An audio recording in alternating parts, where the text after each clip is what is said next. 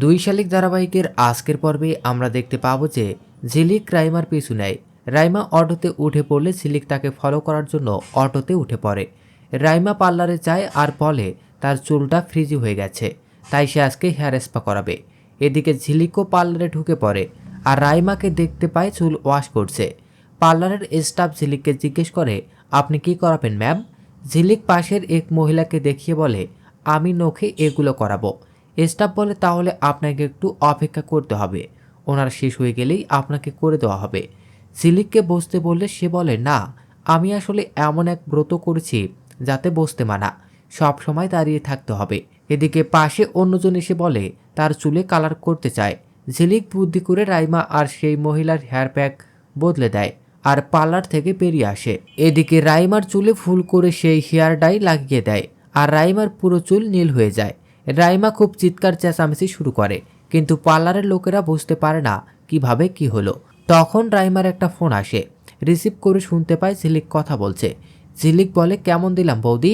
আমি hair pack বদলে দিয়েছি, তুমি যেমন কায়দা করে আমার বোনকে বদলে দিতে চেয়েছিলে ঠিক তেমন করে।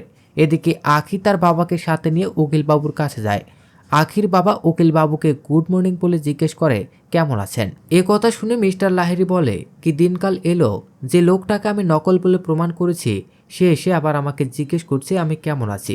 এ কথা শুনে আখি বলে, আসলে পৃথিবীতে এখন আমার বাবার মতো ভালো মানুষ আছে যারা খারাপ লোকদেরও ভালো মন্দ জিজ্ঞেস করে। আখি বলে, যাই হোক, আপনাকে একটা সুসংবাদ দিতে এসেছি, জানি না আপনার কেমন লাগবে।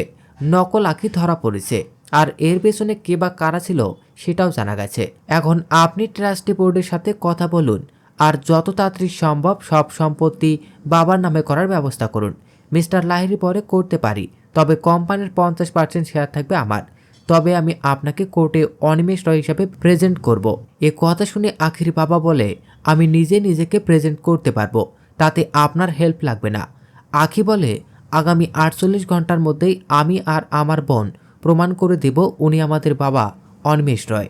মিস্টার লাহিড়ী তাদেরকে বলে, কোর্ট আপনাদেরকে ডিএনএ টেস্ট করার পারমিশন দিয়েছে, কিন্তু কোর্ট যে হসপিটালের কথা উল্লেখ করেছে সেখানে থেকেই করাতে হবে। চিন্তা করবেন না, ডিএনএ টেস্টের রেজাল্ট যে জাল সেটা আমি প্রমাণ করে দেব।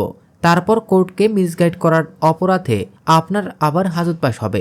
এদিকে রাইমা চাদর মুড়ি দিয়ে বাড়িতে ঢুকলে হরিপদ তাকে দেখতে পেয়ে বলে, আমার দুটি প্রশ্ন আছে, এক, আপনি কে? আর দুই, ওপরে কার কাছে যাচ্ছেন? হরিপদ মুখটা দেখতে চাইলে রাইমা কিছুতেই মুখ দেখায় না। এদিকে পিসিমণি গার্গী সবাই চলে আসে। পিসিমণি বলে, কে তুমি বাসা? ভালোই ভালোই মুখটা দেখাও, না হলে পিছুটি পাতা ঘষে দেব। রাইমা এ কথা শুনে রেগে চাদর সরিয়ে নেয়।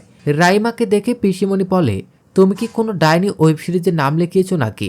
সেই রকম তো দেখতে লাগছে তোমাকে। রাইমা সবার কথায় খুব রেগে যায়।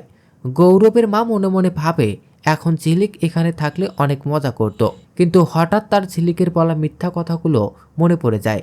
সে বলে, ঝিলিকের যতই গুণ থাকুক না কেন ও মিথ্যে কথা বলে গৌরবকে বিয়ে করেছে, আমি ওকে ক্ষমা করবই না। তখন রাইমা বলে, আমি আখিকে কিছুতেই ছাড়বো না কাকিমণি, ওর জন্যই কাকামণিকে পুলিশ ধরে নিয়ে গেছে। গৌরবকে তোমার কাছ থেকে দূরে সরিয়ে দিয়েছে, আবার এখন এবারের লোকদের পেছনে পড়েছে। এদিকে আখি গৌরব আর ঝিলিককে মিস্টার লাহিড়ীর বলা সব কথা বলে।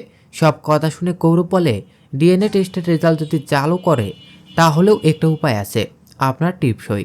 এটা কোনোভাবেই জাল করা সম্ভব হবে না। তখন ম্যানেজার সাহেব এসে বলে, কোম্পানির অ্যাকাউন্ট থেকে কয়েক কোটি টাকা ট্রান্সফার করা হয়েছে, এখন খুবই কম টাকা আছে। গৌরব বলে, কিন্তু এসব কিভাবে হলো?